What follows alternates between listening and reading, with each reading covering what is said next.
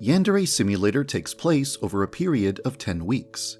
Each week, a new rival girl falls in love with Senpai and must be eliminated before she can confess her feelings to him.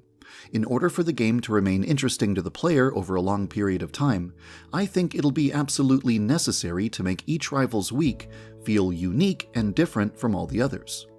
In this video, I'll explain how I plan to achieve that. Most stealth assassination games, like Hitman for example, involve a wide variety of different locations, but Yandere Simulator is set in just one location, a school.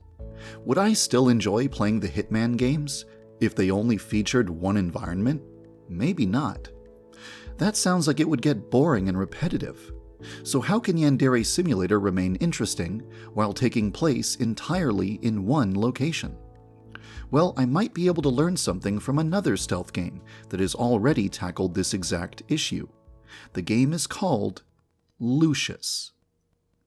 Lucius is a stealth assassination game featuring a school-aged protagonist who must pretend to be an innocent person while secretly eliminating a series of victims in one environment over the course of 1 year. It's actually kind of shocking how many similarities there are between Yandere Simulator and Lucius. But for now, let's focus on one thing in particular: how Lucius managed to remain engaging while using only one location. Lucius takes place in an even smaller environment than Yandere Simulator, a mansion. When the game begins, the mansion is undergoing renovations, so most of the map is closed off. As you advance through the story, the mansion gradually opens up, and new rooms become accessible. Because new areas are constantly being introduced to the player, the mansion always feels different, and the game never gets repetitive. It's a clever solution, but could Yandere Simulator do the same thing? Currently, in Yandere Simulator, every inch of the school is available to the player right away. Theoretically, this could change. Perhaps at the beginning of the game, certain rooms or areas of the school could be locked away under renovation, and they would gradually unlock as the game progresses. Or perhaps the school's current state is merely the starting point, and more buildings could slowly be added to the campus over time. In the early weeks, you would see a bunch of scaffolding around the school, but as the weeks pass, you would gradually see the scaffolding turn into new buildings that would offer new elimination opportunities. Locking out certain areas and adding new buildings over time would be pretty drastic changes to the school. I'll continue to consider those possibilities, but I'm also going to be considering much more simple solutions as well. I'll share some of my ideas with you. Perhaps every week, the school will change in subtle ways that affect how you have to approach the game. For example, maybe during week 1, the incinerator will be very easy to access, but on week 2, it will be out of order. This means that during week 2, the player would have to change their usual plans and use less common methods of corpse disposal, such as the wood chipper in the gardening club, or the vat of acid in the science club. There's also a strong chance that each week will be dominated by a specific theme. For example, Amai's week could involve a 5-day-long bake sale.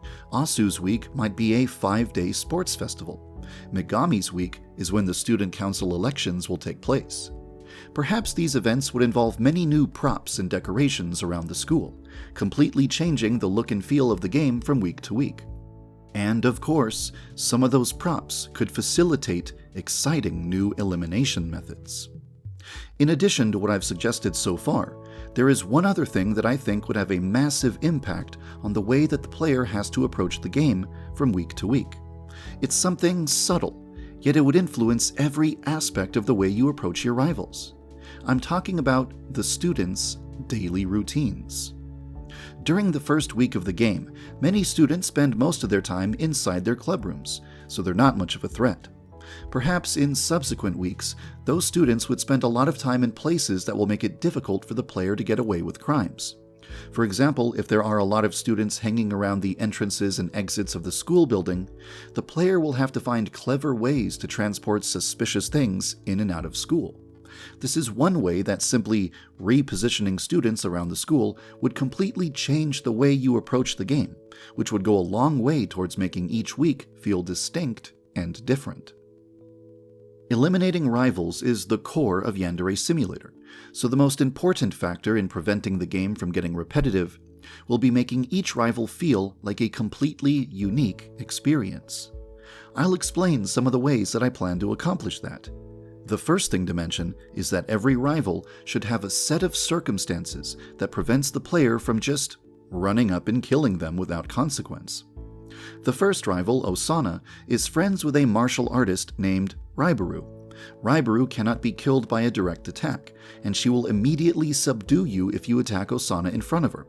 To make Osana become vulnerable, you must first discover how to get rid of Raibaru. A lot of players have asked me if every rival will have a bodyguard like Raibaru, and the answer is no. I'm a firm believer that each rival should be challenging to eliminate for different reasons. For example, Kizana is one of the most popular girls in school, so she might have an entourage of admirers following her around at all times. Even though they are vulnerable as individuals, they could still take you down if they attack as a group. Osuro is one of the strongest students in school and will be immune to direct attacks. Hanako is hopelessly dependent on her big brother and will almost never leave his side. But what about Amai? She's not popular like Kizana, strong like Osuro, or attached to Senpai like Hanako. So what would stop the player from just running up to her and stabbing her as quickly as possible? The answer, once again, comes from the placement of students around the school. If students are cleverly positioned around the places that Amai visits every day, there will never be a point in time when it's possible to kill her without any witnesses.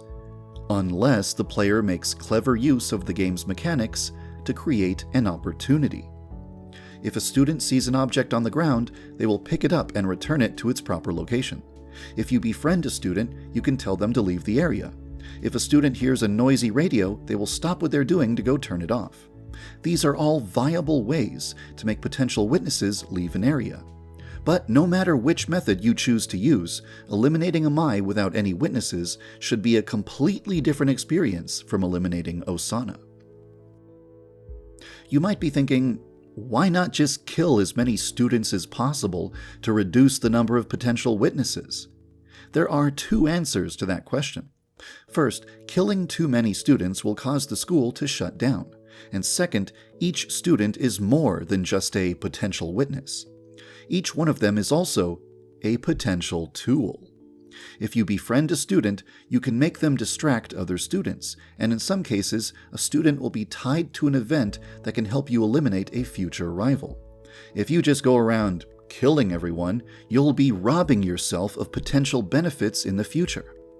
So, if the difficulty of eliminating Amai comes from creating an opportunity where no witnesses are present as she goes about her daily routine, the next question is, what will Amai's daily routine be like? I'm still considering several potential ideas, but one concept is that Amai will spend a lot of her time hosting a bake sale in the school plaza. She would be surrounded by her club members, and if at least 4 of them witness you kill her, they would tackle you. If there are less than 4 witnesses, they wouldn't be bold enough to try tackling you, and they would run away. But it would be quite difficult to chase them down before one of them calls the cops on you. Additionally, there would be another issue to contend with. Every 60 seconds, a student would walk into the plaza to check out the food. This means that you would have to be careful with your timing in order to eliminate Amai during that brief window of time when no witnesses are looking. Furthermore, groups of students would stand at all 4 entrances to the plaza. This means that it would require a bit of extra effort to remove Amai's corpse from the plaza without getting spotted. By the way, in order to create all of the video footage that I just showed you, I actually programmed the scenario I just described into the game. The game is now capable of spawning Amai at school, changing student routines past Osana's week, and activating a bake sale event during Amai's week. I'm actually quite interested in watching people try to eliminate Amai and get rid of her corpse without alarming anyone. So here's what I've decided to do. After you eliminate Osana and advance to week 2, you're supposed to see a cutscene, watch the credits roll, etc. However, in the build that is being released today, you will see a button prompt appear at the calendar screen on week 2. If you activate this prompt, you will begin what I'm calling the Amai Challenge. This allows you to experience the hypothetical bake sale event that I described in this video. You'll notice right away that if Osana is still alive during week 2, her hair will be much shorter. This was foreshadowed in a conversation she had with Senpai during week 1. She will spend her time in a corner of the school rooftop where she won't have any effect on gameplay. This is because I think that previously eliminated rivals should no longer present any threat to the player on subsequent weeks. Anyway, during the Amai Challenge, Amai and numerous other students will be arranged around the plaza exactly as I described earlier in the video. The objective of the challenge is to kill Amai and dispose of her corpse without alarming a single student. And the only debug command available is the ability to reset the day with the tilde key if you fail.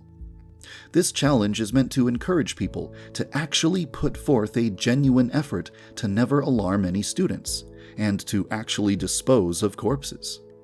I wonder how many people will be able to pull it off.